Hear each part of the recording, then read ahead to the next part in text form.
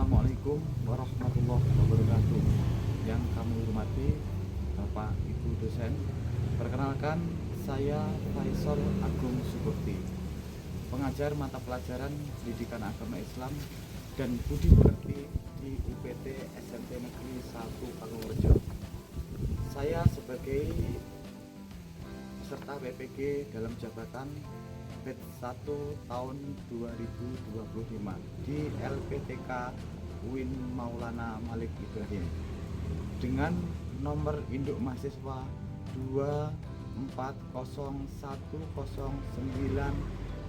24019211130 dan nomor peserta PPG 3559504000820.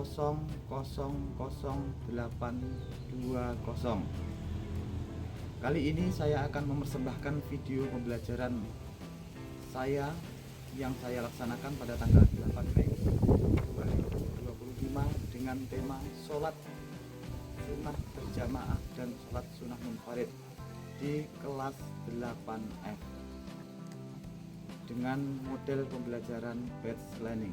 Selamat menyaksikan.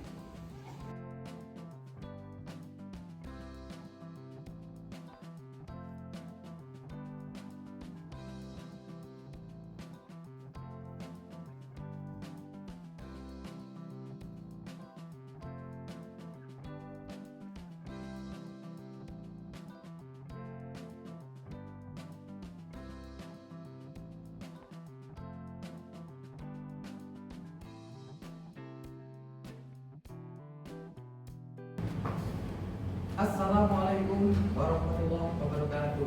Waalaikumsalam warahmatullahi wabarakatuh. Bagaimana anak-anakku?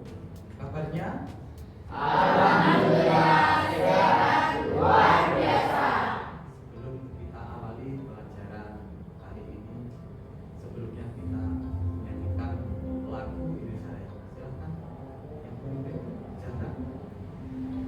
Berdiri.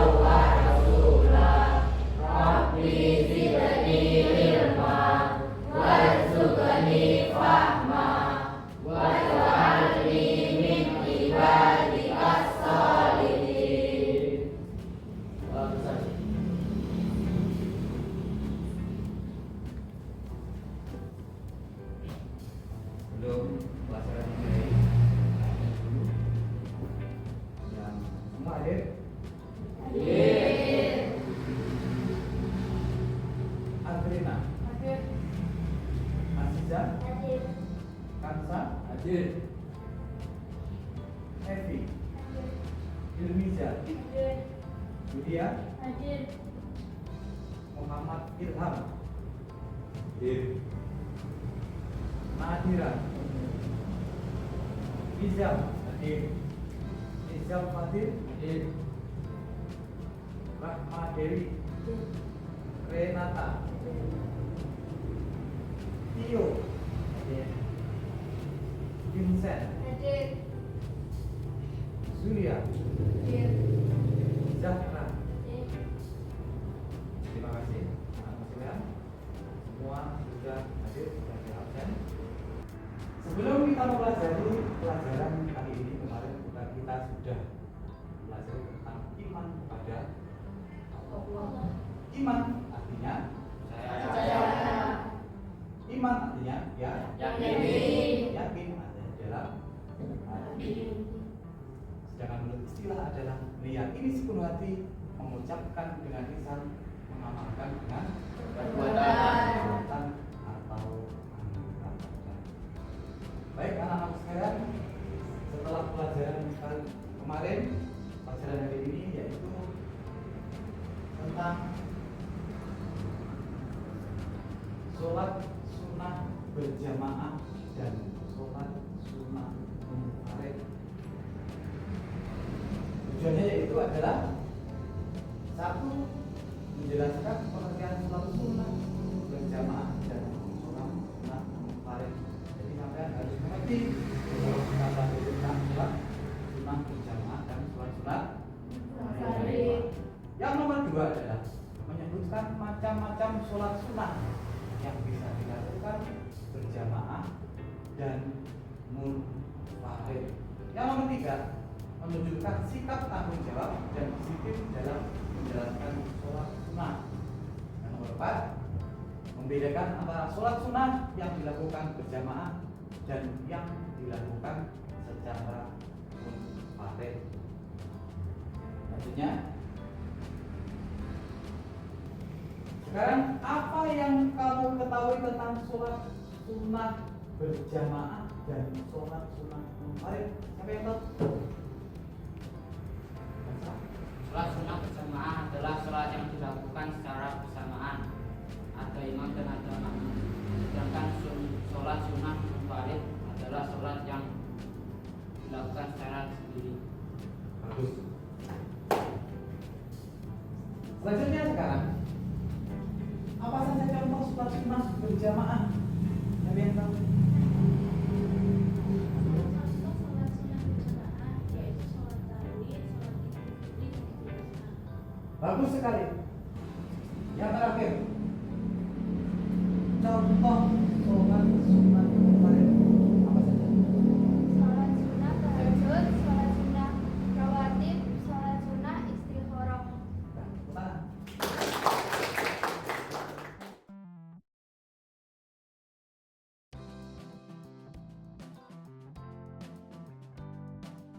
Kita lanjutkan ke materi berikutnya yaitu sholat sunnah berjamaah dan sholat sunnah munfarid. Pengertian sholat sunnah berjamaah. Sholat sunnah adalah sholat yang dianjurkan oleh Rasulullah tetapi tidak diwajibkan. Jadi kita menjalankan boleh, tidak menjalankan tidak apa-apa atau tidak berdosa. Selanjutnya adalah tujuan dan keutamaan sholat sunnah. Satu, mendekatkan diri kepada Allah. Kedua, menyempurnakan kekurangan sholat wajib. Jadi kalau kita menjalankan sholat sunnah rawatib, rawatib itu apa loh? Teman tahu?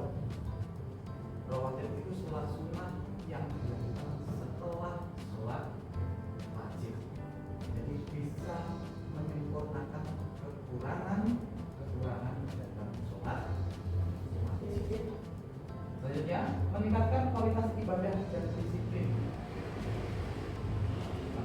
Selanjutnya itu mendapatkan ketenangan dalam hati. Kalau kita membiasakan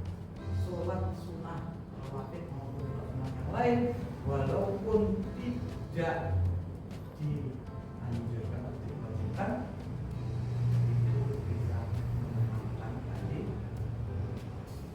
Lanjutnya.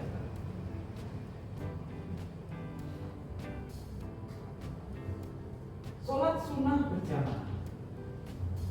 Sholat sunnah yang dilakukan bersama-sama biasanya pada waktu tertentu. Nah, tadi sudah dicontohkan lewat sholat sunnah Idul Fitri, sholat Idul Adha, sholat sunnah saja. Kemudian sholat istisqa, minta hujan dan lain-lain. Contohnya, atau sholat kusuf. Oke. Nah. Selanjutnya, sholat sunnah munfarid atau sholat sunnah sendiri. Jadi kita melakukan amalan sebaiknya sendiri atau namanya sholat sunnah munfarid. Contohnya yaitu sholat sunnah.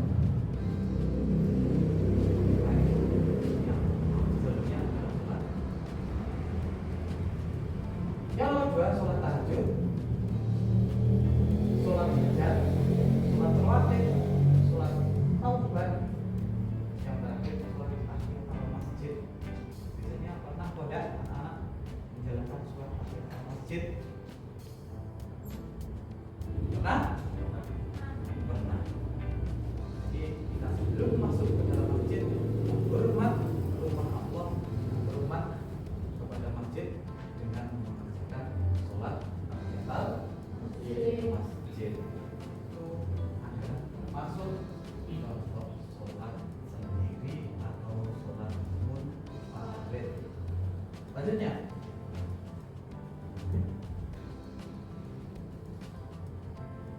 perbedaan sholat sunnah berjamaah dan sholat sunnah munfarid.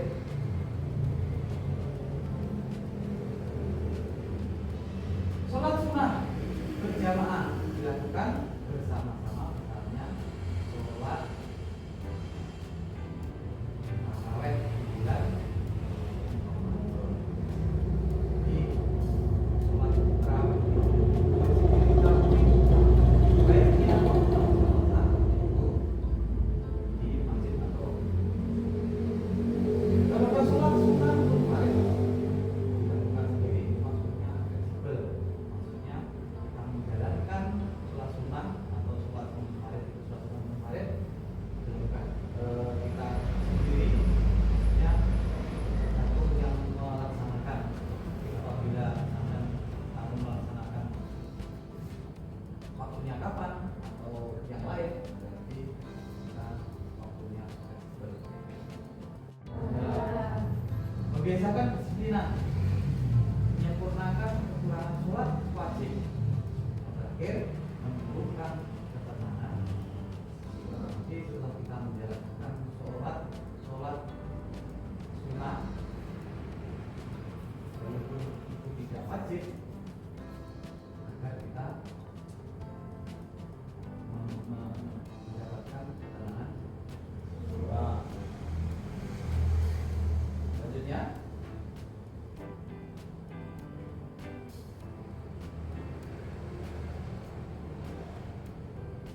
kesimpulan, sholat sunnah merupakan ibadah tambahan yang sangat dianjurkan. Pelaksanaannya bisa dilakukan secara berjamaah dan bersama-sama, maupun munfarid dalam kurung sendiri sesuai dengan jenis sholatnya. Dengan membiasakan diri melaksanakan sholat sunnah, kita bisa lebih mendekatkan diri kepada Allah dan memperbaiki kualitas ibadah kita.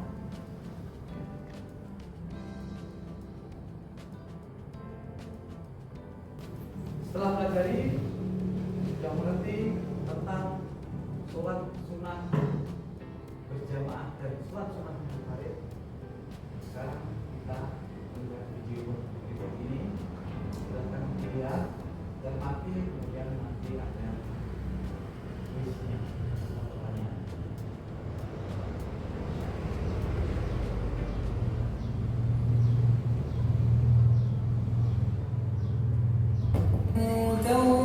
انصروا الله ينصركم ويثبت أقدامكم.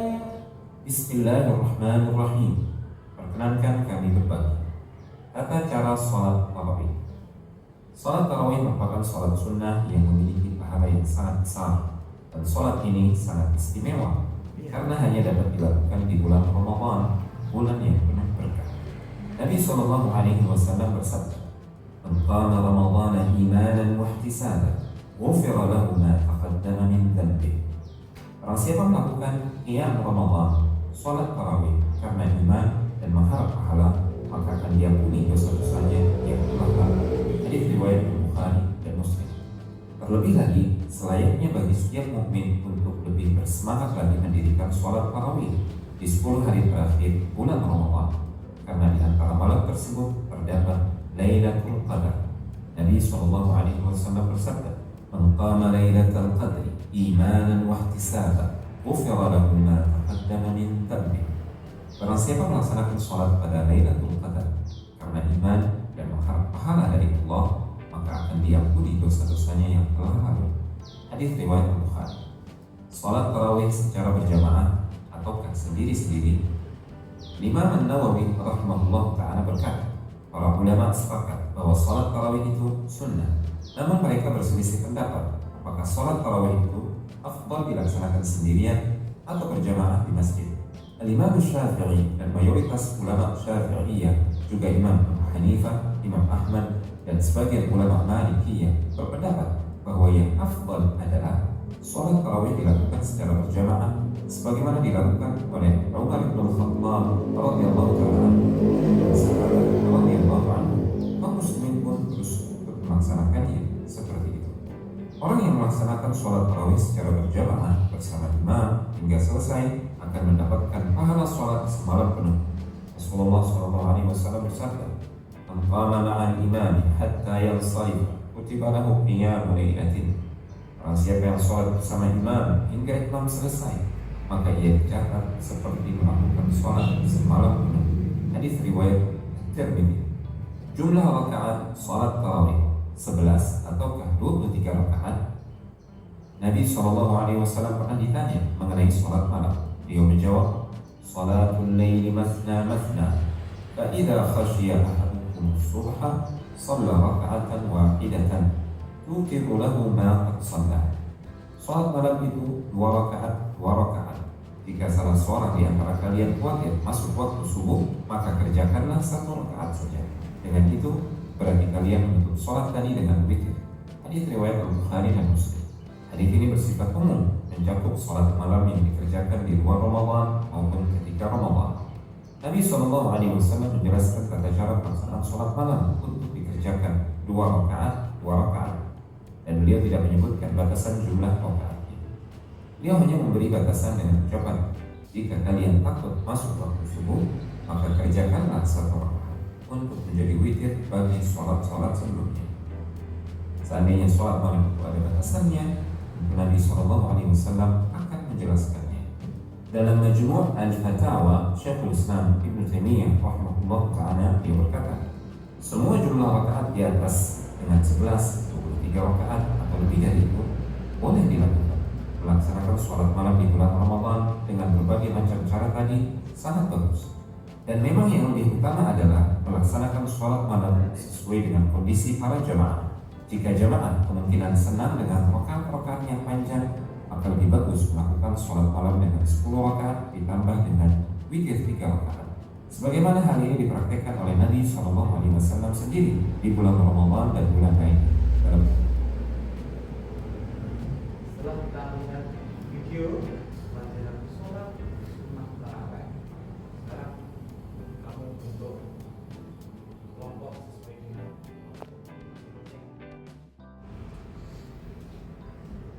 anak-anak sekalian. Setelah menonton video ini, kamu lebih paham dalam mempelajari tentang sholat tarawih. Sekarang saya akan bagikan KTP yang saya bawa ini. Silakan dikerjakan dengan sebaik-baiknya.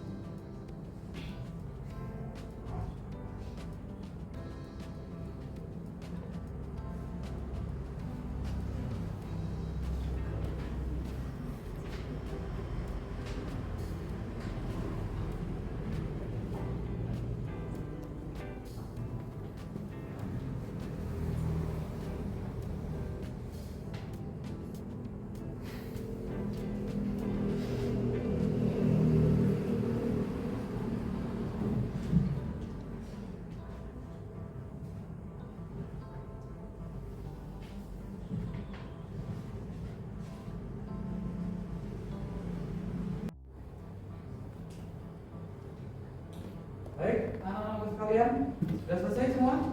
Silakan di kelompok yang terakhir dulu, silakan maju. Maju sini.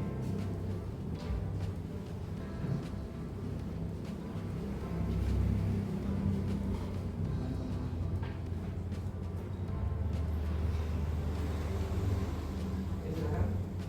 Assalamualaikum warahmatullahi wabarakatuh. Waalaikumsalam warahmatullahi wabarakatuh. Hari ini kami dari kelompok 4 akan memperhatikan hasil jawaban dari kelompok kami. Nomor 1. Apa perbedaan utama antara sholat sunnah berjamaah dan sholat sunnah munfarid? Jawaban: sholat sunnah berjamaah dilakukan lebih dari satu orang, sedangkan sholat munfarid adalah dilakukan sendiri. 2.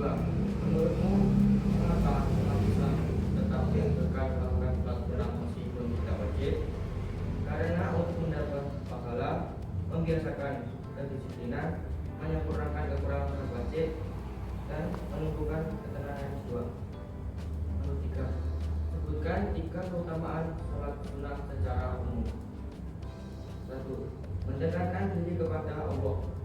2. Menyempurnakan kekurangan sholat wajib.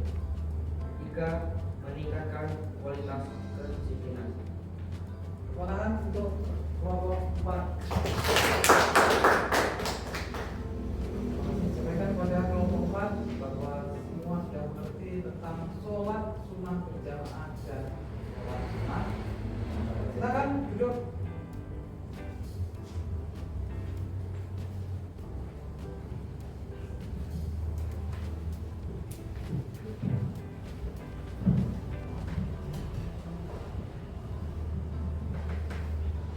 Selanjutnya kelompok yang satunya, kelompok 1, 2. Silakan maju.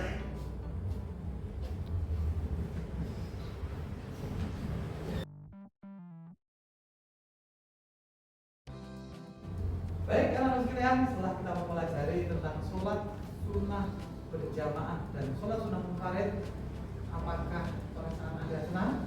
Alhamdulillah. Bagaimana sebenarnya? Apa yang ingin deskripsikannya? Silakan.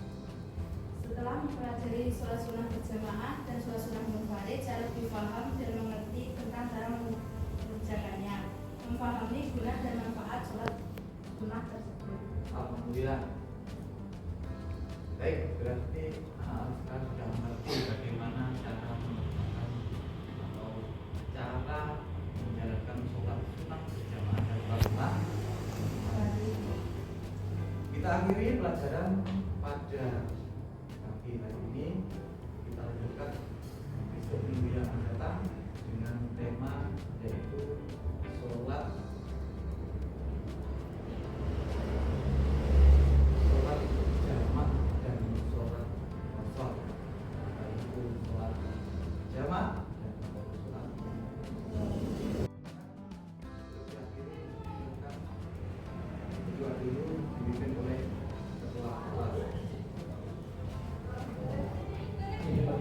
Siap.